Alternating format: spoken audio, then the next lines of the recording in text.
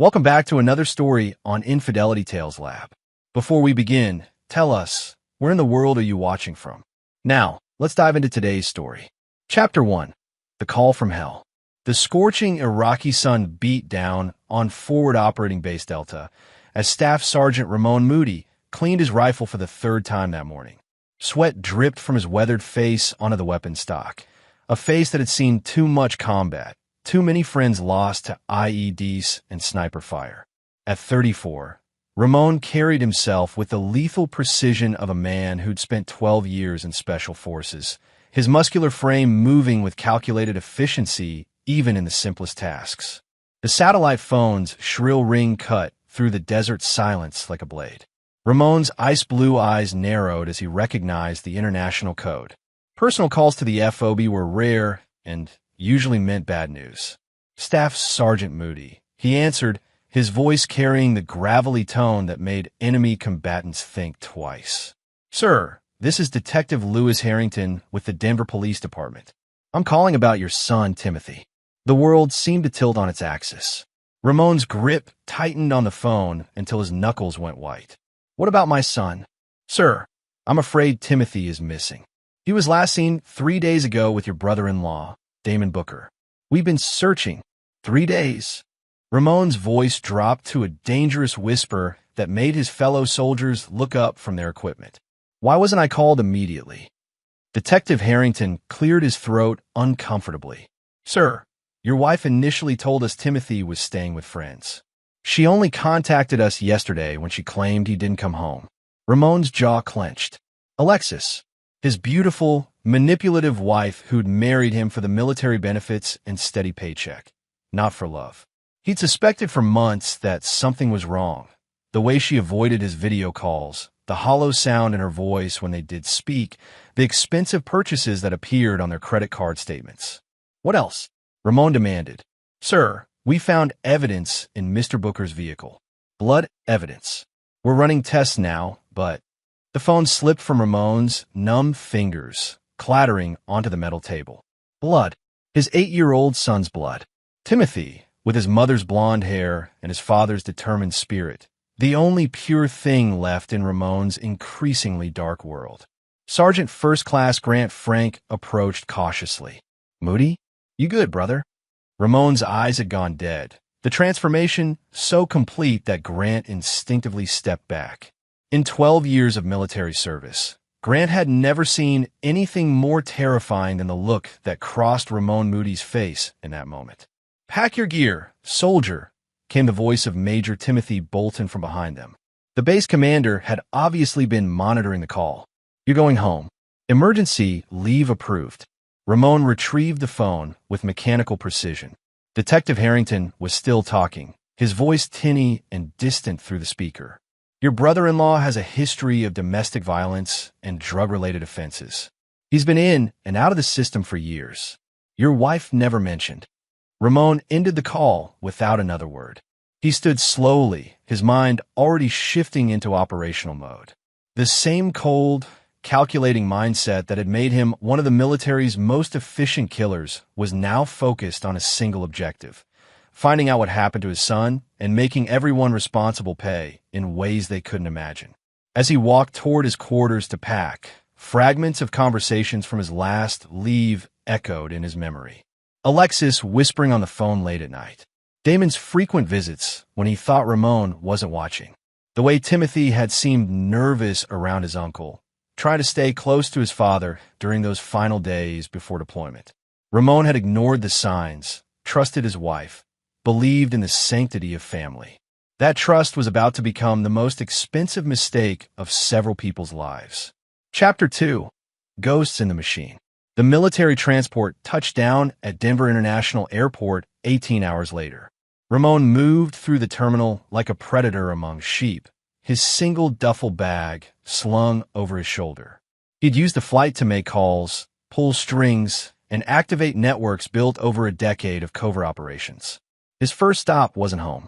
Instead, he drove his old Ford pickup to a storage unit on the outskirts of the city, one that Alexis knew nothing about. Inside, wrapped in moisture-proof containers, was everything a special operations veteran might need for off-the-books work. Untraceable weapons, surveillance equipment, and enough cash to disappear for months if necessary. Ramon's phone buzzed with a text from Detective Harrington. Need to debrief you ASAP. Come to station when you land. He ignored it. The police would follow procedures, process evidence, build a case that might take months to resolve. Ramon had learned in places like Afghanistan and Syria that sometimes justice required more direct methods. His second stop was a bar called Murphy's Tavern, where Jerry Singh waited in a corner booth. Jerry was thin and nervous-looking, the kind of man who blended into backgrounds and saw everything. He'd been Ramon's intelligence source during his gang infiltration days before enlisting, and he still had his ear to the street. Ramon. Jerry's voice was barely above a whisper. Man, I heard about Timothy. I'm sorry. What do you know? Ramon slid into the booth, his pale eyes fixed on Jerry's face. Your wife's been running around for months. Started right after your deployment. But Ramon. Jerry swallowed hard. It's not what you think. Explain. It's her brother, Damon. They've been together. Like together. And that's not even the worst part. Ramon's expression never changed, but the temperature at the table seemed to drop 10 degrees. Continue. They've been planning something. Talking about starting fresh, getting rid of complications. Your boy Timothy. Jerry's voice trailed off. My son isn't a complication, Ramon said quietly. He's 8 years old. I know, man. That's why I'm telling you this. Damon's been talking to some real bad people. Dealers, enforcers. Word is they were supposed to make Timothy disappear permanently, make it look like an accident or kidnapping. Ramon absorbed this information with the clinical detachment he'd learned in interrogation training. His wife wasn't just cheating. She was planning to murder their son to clear the way for her incestuous relationship with her brother. The betrayal cut deeper than any combat wound he'd ever received. Where's Timothy now? Ramon asked. That's the thing. Nobody knows. Damon was supposed to handle it 3 days ago, but something went wrong. There was a struggle in his car, blood everywhere. But no body, no witnesses. Damon's been hiding out ever since. Where? Jerry pulled out a piece of paper with an address. Old Warehouse District. But Ramon, the place is probably armed. Damon's scared, and scared animals are dangerous. Ramon pocketed the address. What else? Your wife's been telling people you're not coming back. That you got killed in action and the military just hasn't notified next of kin yet. She's already been to see a lawyer about life insurance. The final piece clicked into place. Alexis and Damon hadn't just planned to kill Timothy. They'd planned to stage Ramon's death too, probably during his next deployment. A perfect little incestuous family with no loose ends and a substantial military life insurance payout. Ramon stood to leave, but Jerry grabbed his arm. Man, whatever you're planning, be careful. These aren't just cheaters, they're killers. And they've got nothing left to lose. Ramon looked down at Jerry's hand until the smaller man released his grip. Neither do I. Chapter 3. The Hunter's Moon. Ramon's childhood home sat on 2 acres outside Denver, far enough from neighbors to ensure privacy. He pulled into the driveway at 11 p.m., noting immediately that Alexis's BMW was gone. The house was dark except for a single light in the master bedroom. He entered through the back door using his key, moving through the familiar spaces with the silence of a man trained in close-quarters combat. Every room held memories of better times. Timothy's artwork on the refrigerator, family photos on the mantelpiece, the lingering scent of Alexis's expensive perfume. The bedroom door was closed.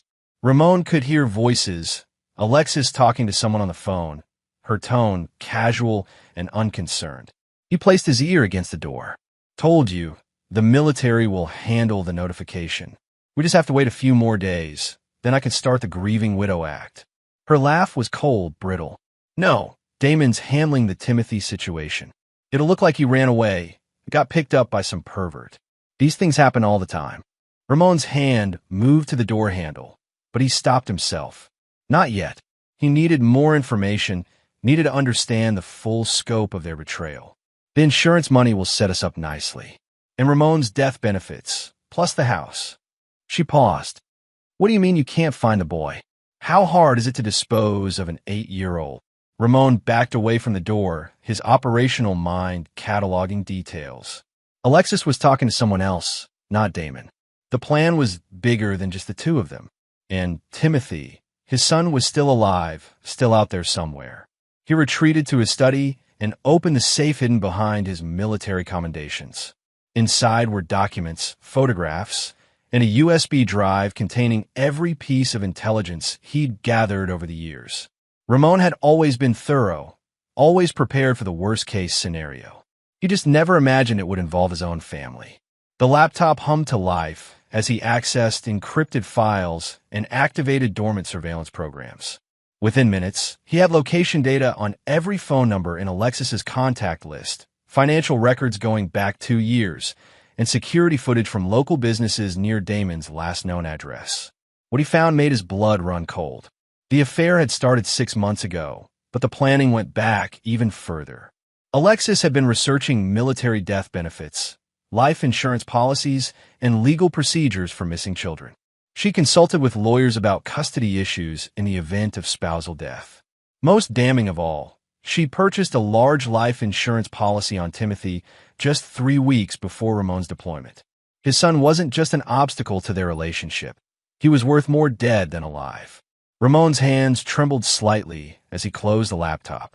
In all his years of combat, facing terrorists and enemy combatants, he'd never felt the pure, crystalline rage that now filled his chest. These people had betrayed not just him, but an innocent child. His child. The bedroom had gone quiet. Ramon moved to the window and watched Alexis's BMW pull into the driveway. 2 figures got out, Alexis and a man he didn't recognize. Not Damon.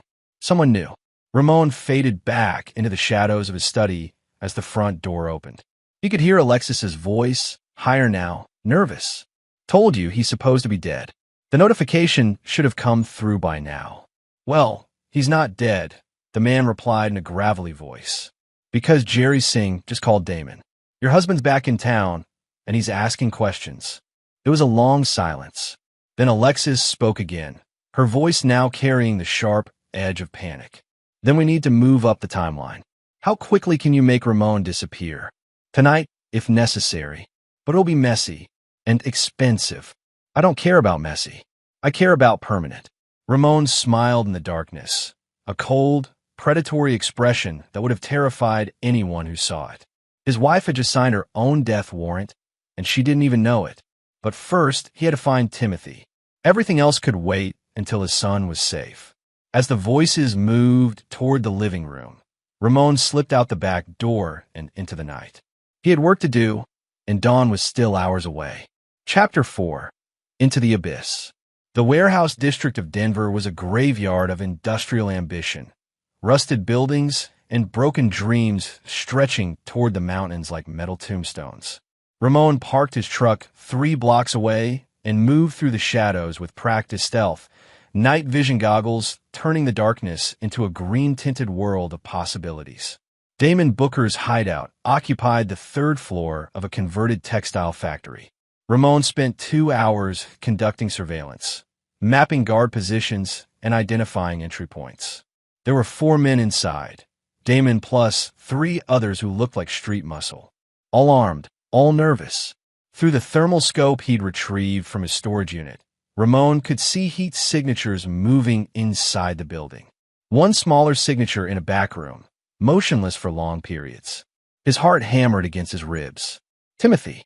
The entry was textbook Special Forces, silent, swift, and devastating. Ramon bypassed the street-level guards through a maintenance shaft, emerging in the 2nd floor electrical room. The building's power grid was decades old, easily manipulated by someone with his training. When the lights went out, panic erupted on the 3rd floor. Shouts, running footsteps, the distinctive sound of weapons being readied in the dark. Ramon smiled and activated his night vision.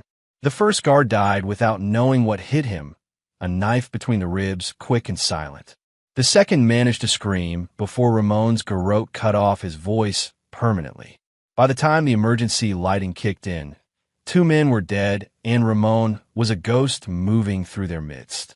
Damon Booker huddled in the main room with his last remaining bodyguard, a nervous young man who kept pointing his pistol at every shadow.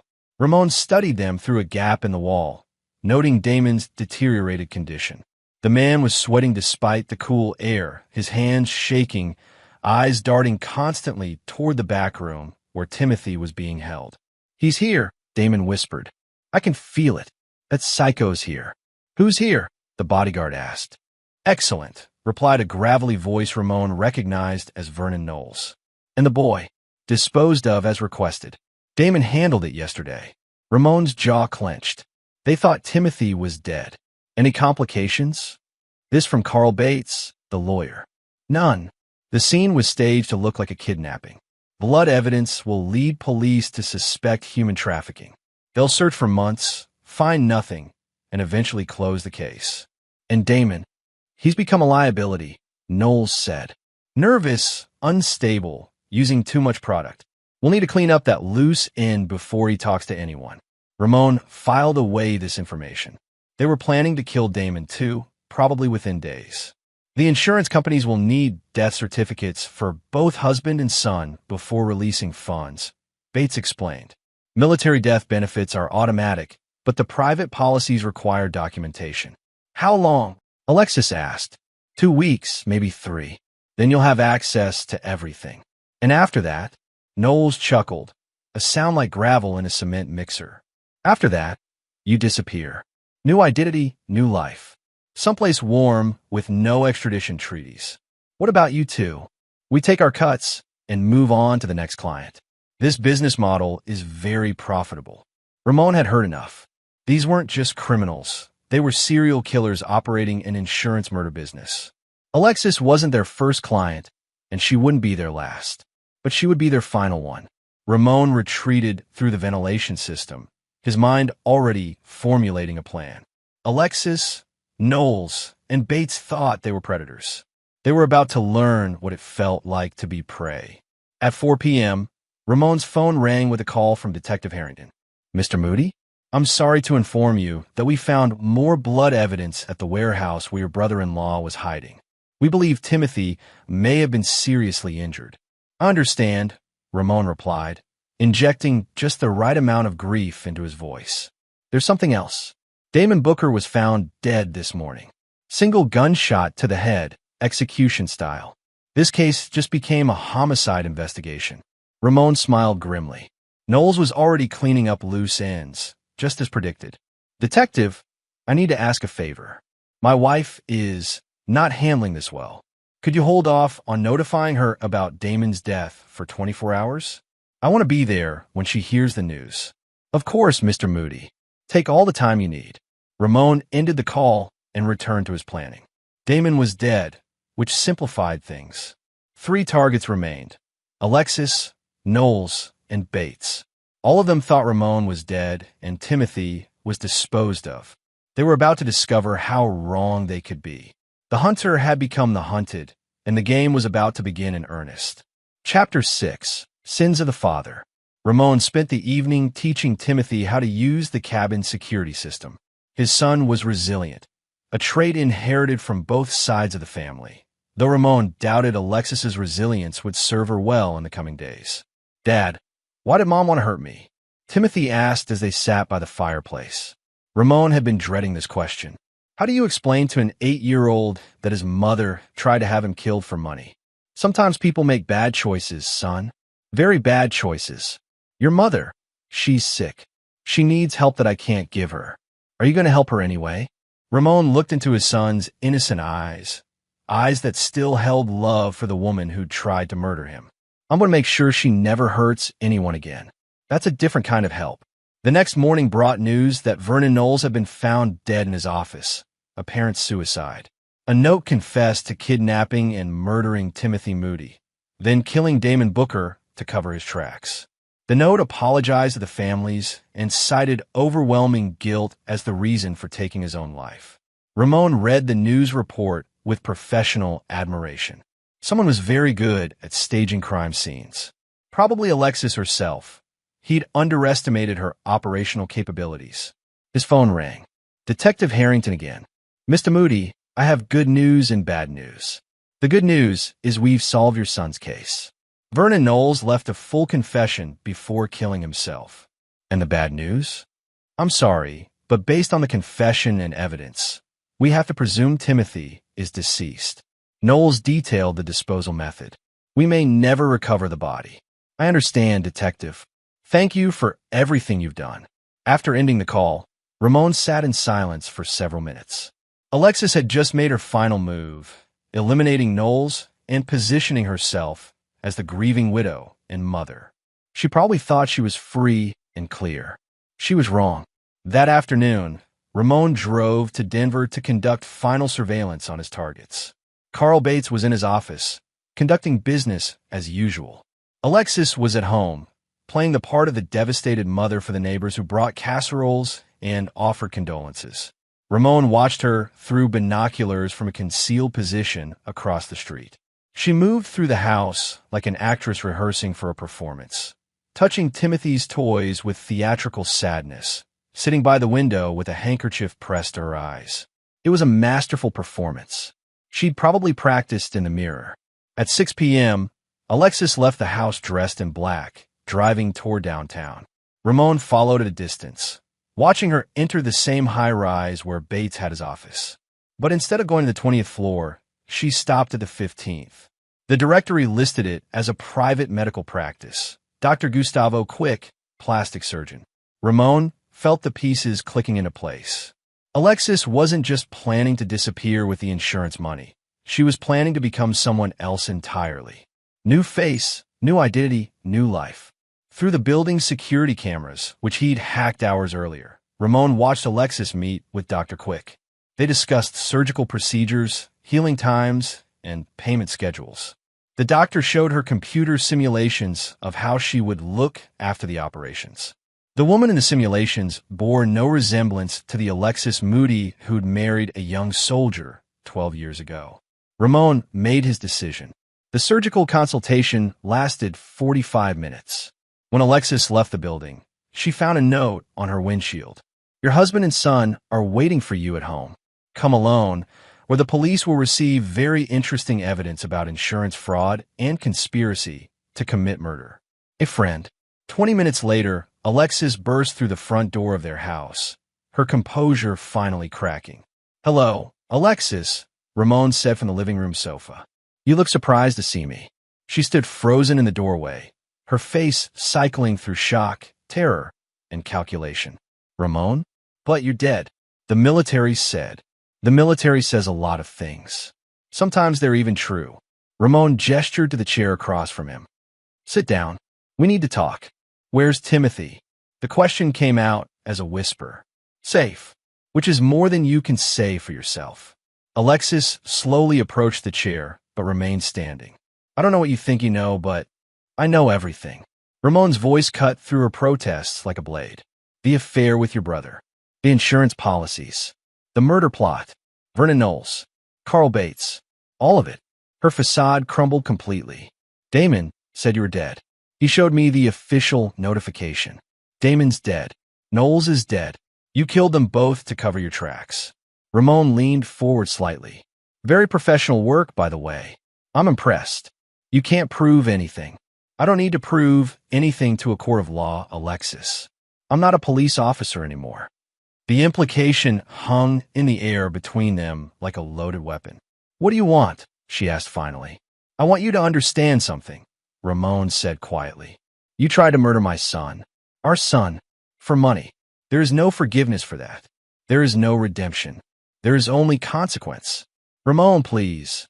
The consequence, he continued as if she hadn't spoken, is that you're going to confess everything to the authorities. You're going to plead guilty. You're going to serve your time in prison, however long that might be. And if I refuse? Ramon's smile was colder than Arctic wind. Then I'll remind you that I've spent 12 years learning how to make people disappear without a trace. And unlike you, I've never failed at it. The choice was simple, life in prison or no life at all. Alexis chose prison. Chapter 7, The Reckoning.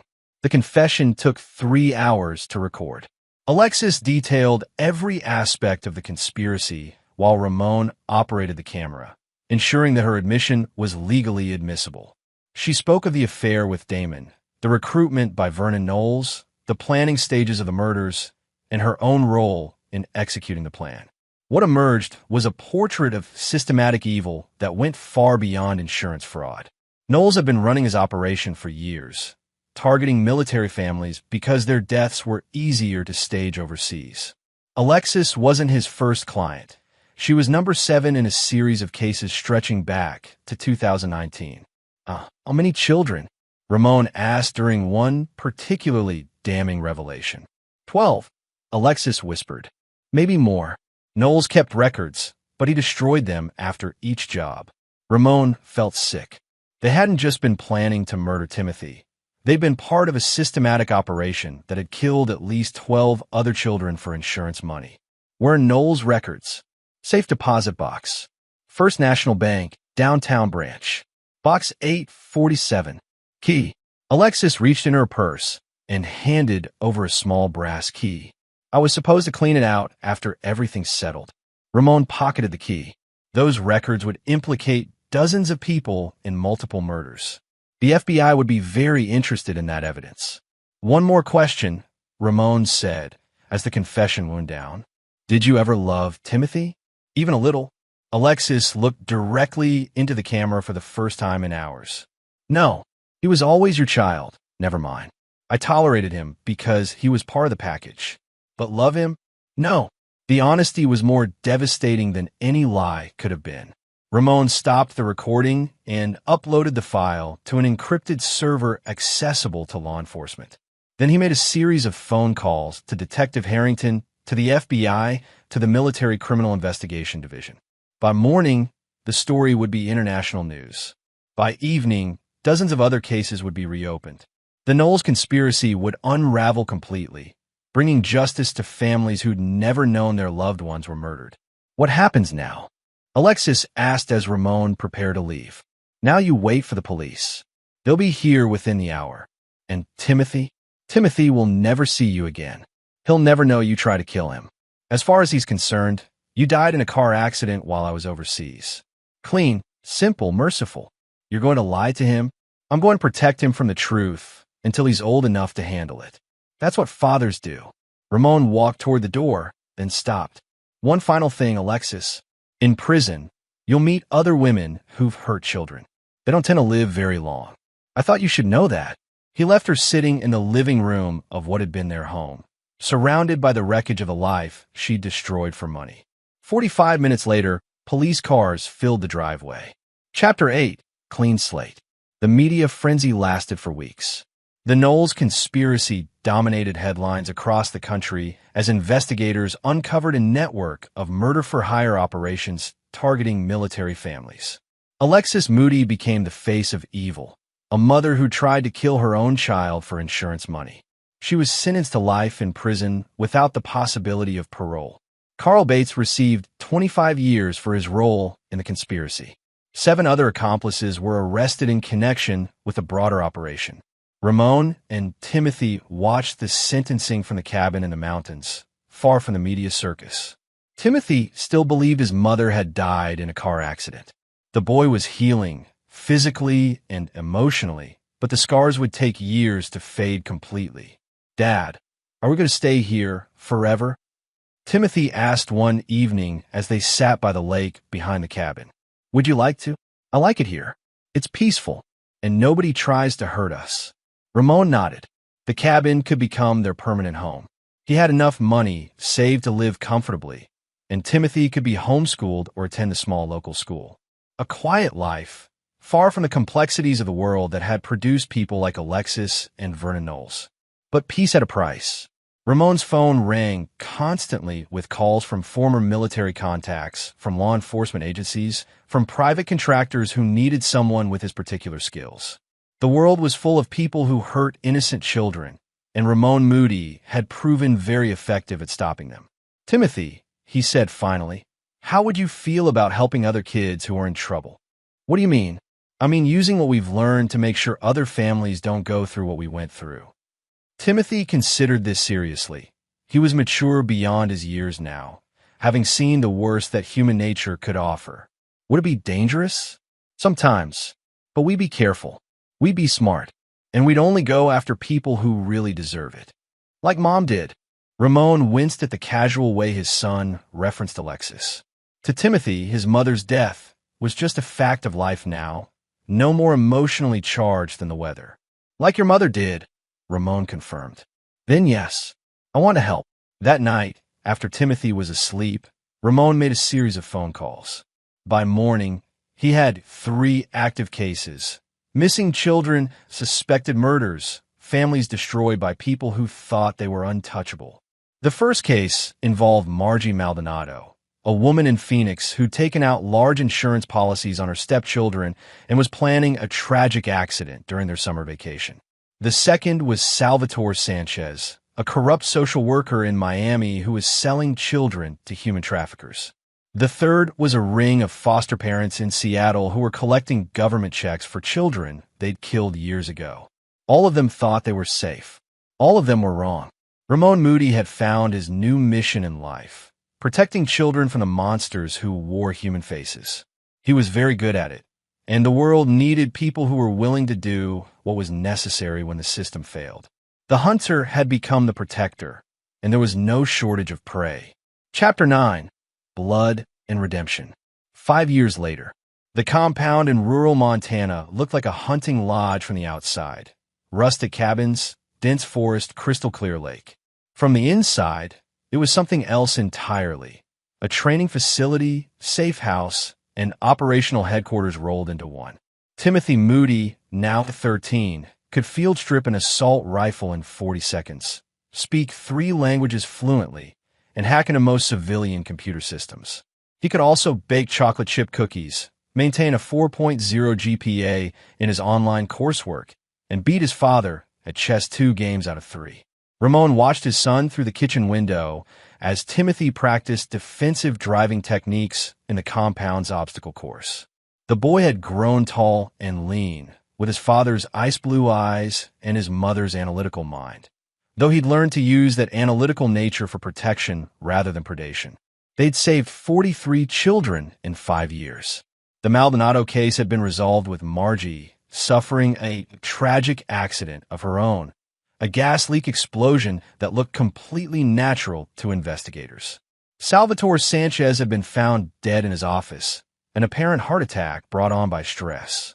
The Seattle foster ring had simply vanished one night, their bodies never recovered. Ramon's network had grown to include former military personnel, reformed criminals, and families who'd lost children to predators. They operated outside the law when necessary, within it when possible, and always with surgical precision. The latest case file sat open on Ramon's desk. Diane Clay, a kindergarten teacher in Denver who was suspected of abusing her students. The police had investigated twice, but couldn't build a case that would stand up in court.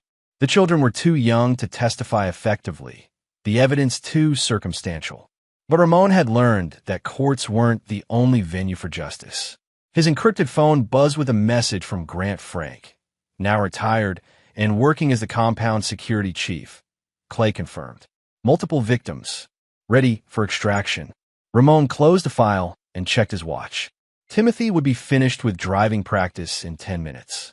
They could be in Denver by tonight, have Clay neutralized by tomorrow morning, and be back home in time for Timothy's birthday on Thursday. Dad! Timothy's voice carried across the compound as he parked the modified Jeep with military precision. We've got movement on the perimeter cameras. Ramon's hand moved instinctively to the pistol on his hip as he pulled up the security feed. 3 black SUVs were approaching on the access road, official vehicles with government plates. Federal, Ramon announced into his radio.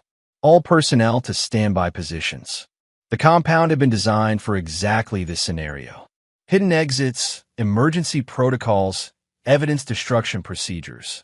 Ramon had always known that eventually someone would come asking questions about the high-profile deaths that seemed to follow him around the country. The SUVs stopped at the main gate. Federal agents emerged, FBI by their bearing and equipment. The lead agent approached the intercom with the confident stride of someone accustomed to being obeyed. Ramon Moody? Agent Tamara Wise, FBI. We need to talk. Ramon activated the intercom. About what? About Alexis Moody.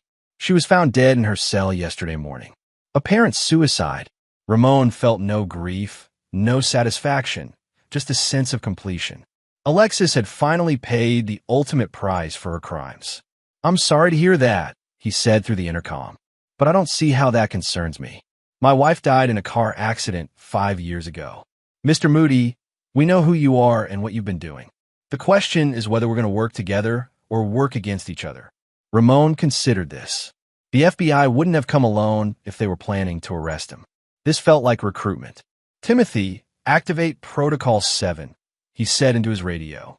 Protocol 7 would scrub their computer systems and prepare the compound for immediate evacuation, if necessary. He opened the gate. Agent Wise was a serious woman in her 40s, the kind of federal agent who'd spent her career building cases against people who hurt children. She entered the compound's main building with professional wariness, her backup agents flanking her but not drawing weapons. "Impressive setup," she said, noting the surveillance equipment and tactical gear. "Very professional." "I like to be prepared," Ramon replied. "What do you want, Agent Wise?" "I want to offer you a job." Timothy entered the room carrying a tray of coffee, playing the part of the innocent teenager perfectly. Agent Wise's eyes softened slightly when she saw him, a reminder that everything Ramon had done was for children like Timothy. "What kind of job?" Ramon asked. "The kind that lets you keep doing what you're already doing, but with official backing. Budget, resources, legal protection." Agent Wise pulled out a tablet and showed him a presentation. The FBI was forming a new task force focused on crimes against children. Cases that fell through the cracks of normal law enforcement. Cases where traditional methods weren't effective. "We need people who are willing to go places we can't go, do things we can't do. People who understand that sometimes justice requires more direct methods." Ramon studied the proposal. Official sanction for his operations. Government resources. Legal immunity for actions taken in the course of duty. And Timothy? Full scholarship to any university he chooses, followed by a position with the Bureau if he's interested. His skills are impressive for someone his age. Timothy looked at his father. In his eyes, Ramon saw the same cold intelligence that had helped them survive 5 years of hunting predators. His son had grown up in this world, understood its necessities, accepted its moral complexities. "What do you think, son?" "I think," Timothy said carefully, "that 43 children aren't enough. There are thousands more out there who need help." Agent Wise smiled. "I was hoping you'd say that." Ramon made his decision. The war against people who hurt children would continue, but now it would have the full weight of the federal government behind it. "When do we start?" "Tomorrow. We have a case in Las Vegas. A daycare operator who's been selling access to the children in her care. Local police have been investigating for months without results." "Understood." Ramon stood and extended his hand. "Agent Wise, welcome to the war." As they shook hands, Ramon caught Timothy's reflection in the window.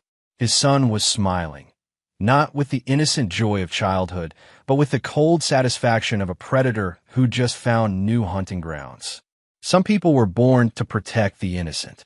Some were born to hunt the monsters who threaten them. The Moody family had found their calling.